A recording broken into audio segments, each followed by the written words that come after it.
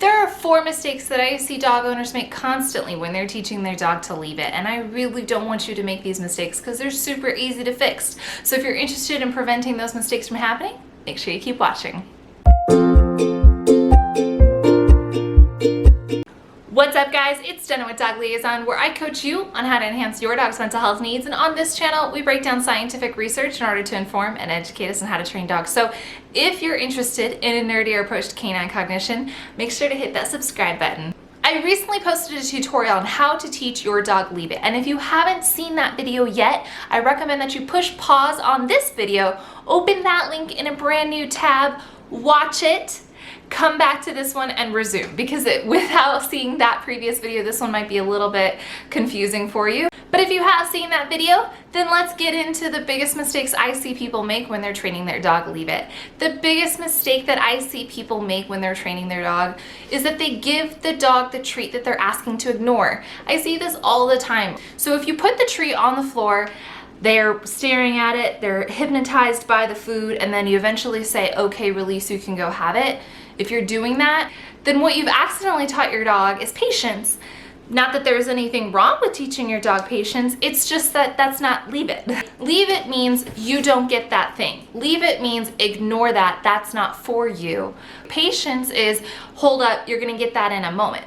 But if you just release your dog and say, okay, now you can go have it, you're not really teaching leave it, right? The second mistake that I see people make, and this is not your fault because dog trainers teach it this way, I've seen so many, and if you have seen this mistake, make sure you tell me in the comments below, because I see it all the time, but people ask their dog to sit and stare at the treat.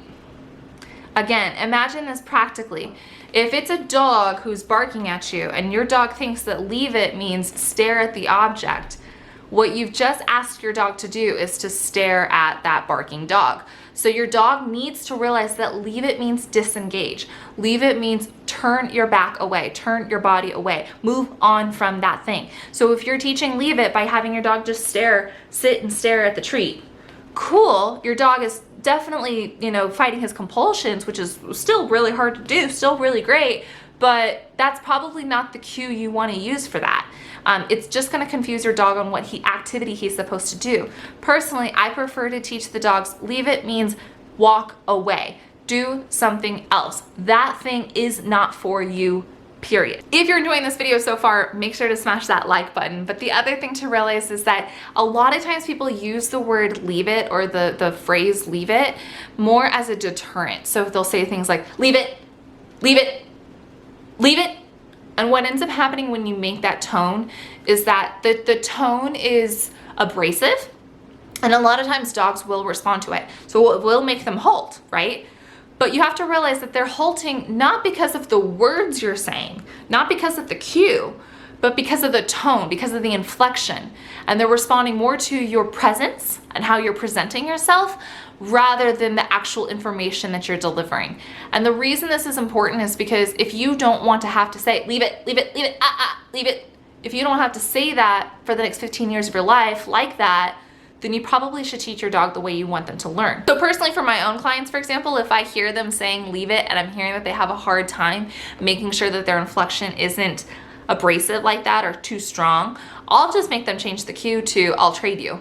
Because saying the words I'll trade you takes longer, right? It comes out slower and it forces us to really have to focus on our inflections. So if you're realizing that you have a hard time making sure that leave it doesn't come too stiff and too scary to your dog, and you really want to be very clear about what your cue is, consider changing your phrase. Consider saying something like, I'll trade you. The other really big mistake that I see people make with leave it is that they stop rewarding their dog for ignoring something. A lot of times people say, well, he knows the cue now, so I don't have to feed. Except that the cue means I'm giving you a trade. The entire definition of leave it is I'm giving you something else instead if you give that up. So if that's the definition you're establishing with your dog, then you have to maintain that definition. If your dog learns, okay, I'm willing to give that thing up because mom's gonna give me something else instead, but then fast forward 6 months, you stop giving that trade, he's gonna be like, yo homie, I thought we had an arrangement here. and you're breaking our contract. I don't understand. I'm not willing to give up something for free just as much as you are not willing to give up something for free in your life. Now, that doesn't necessarily mean that your rewards always have to be food. In fact, it's important that they're not always food. It's important that you are using practical, real life rewards. Absolutely. And if you need help understanding how to use rewards that are not food-based, please check out this video right here. Open that in a new tab and watch that, because it's going to help incorporate real life, real practical reinforcers into your dog's life. That is it for the biggest mistakes I see people make when they're teaching Leave It. If you haven't seen those tutorials yet on how to teach Leave It, make sure to hit that. The link is in the description box below. If you enjoyed this video, make sure to hit like to let the YouTube algorithm know. If you have any questions, comment them in the comment section below, and I'll be happy to answer them for you. And if you enjoy a science-based approach to dog training, make sure to hit that subscribe button, and I'll see you guys soon.